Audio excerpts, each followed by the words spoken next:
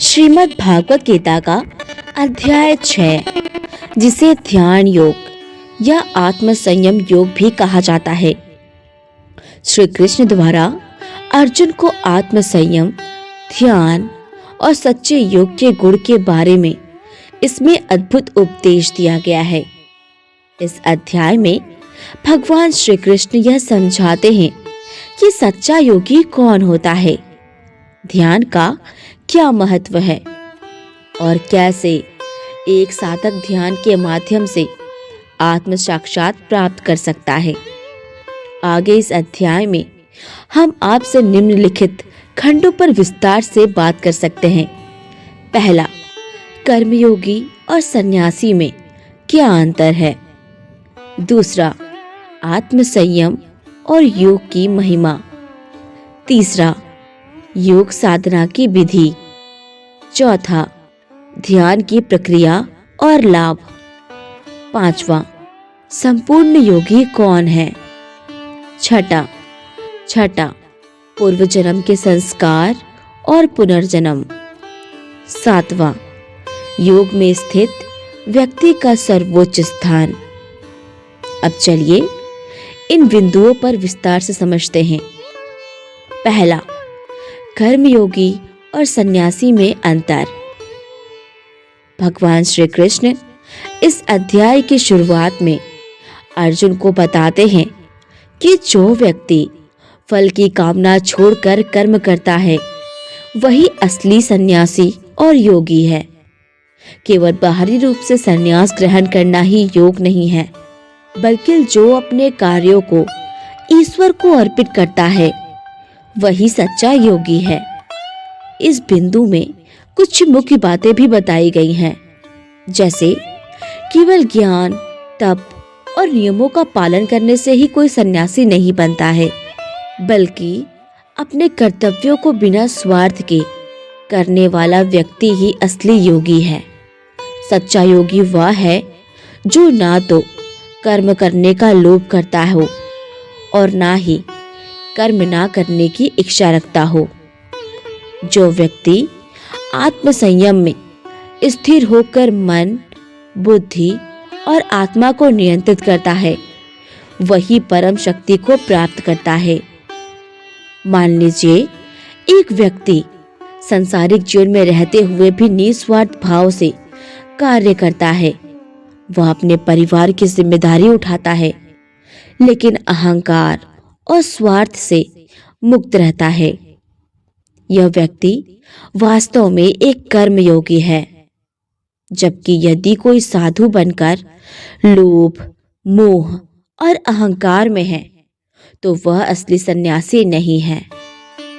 दूसरा, आत्म संयम और योग की महिमा।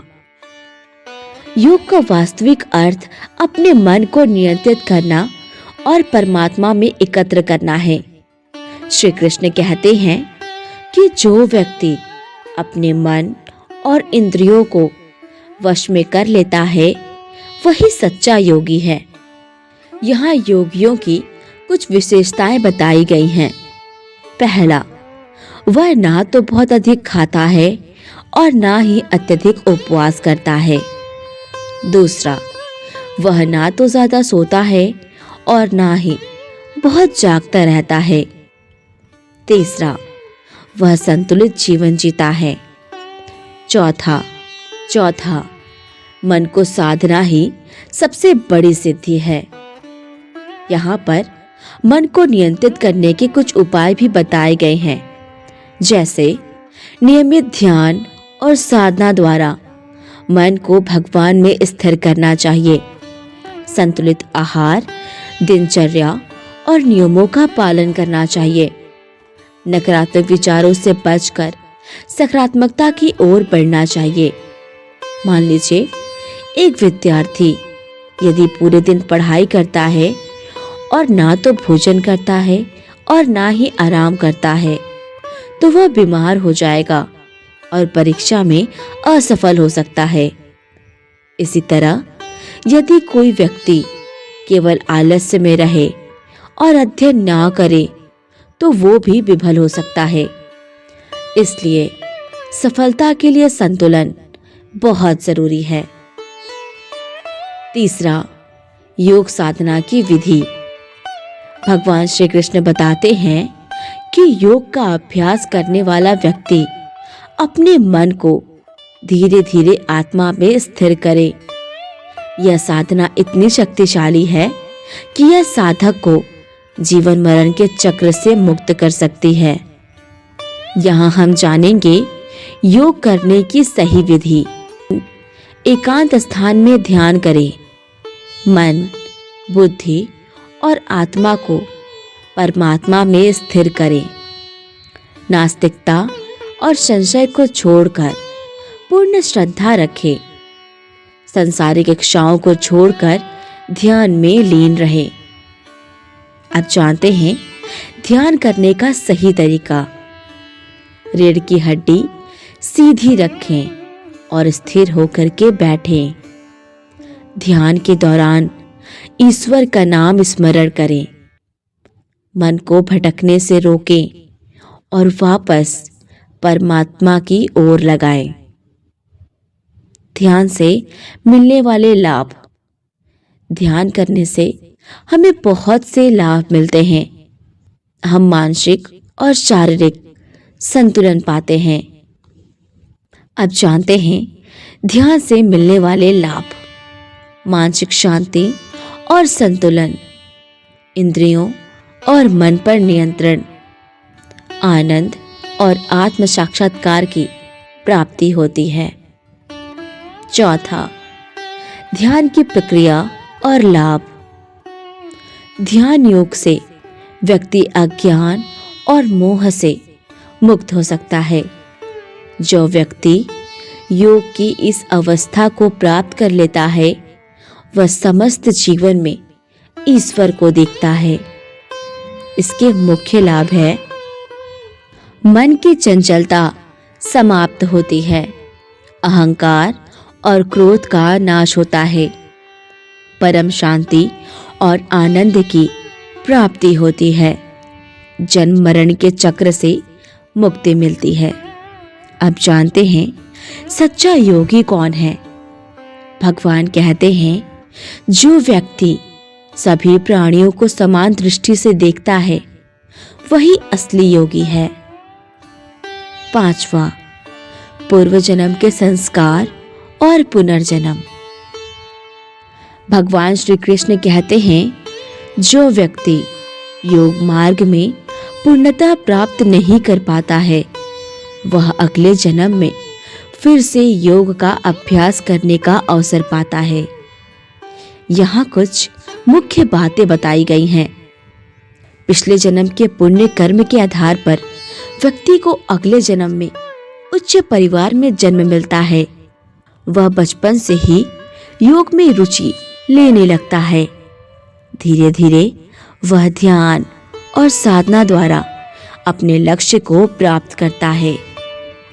अगर कोई संगीतकार पिछले जन्म में अधूरी साधना छोड़ करके चला गया हो तो अगले जन्म में उसे बचपन से ही संगीत में रुचि होगी।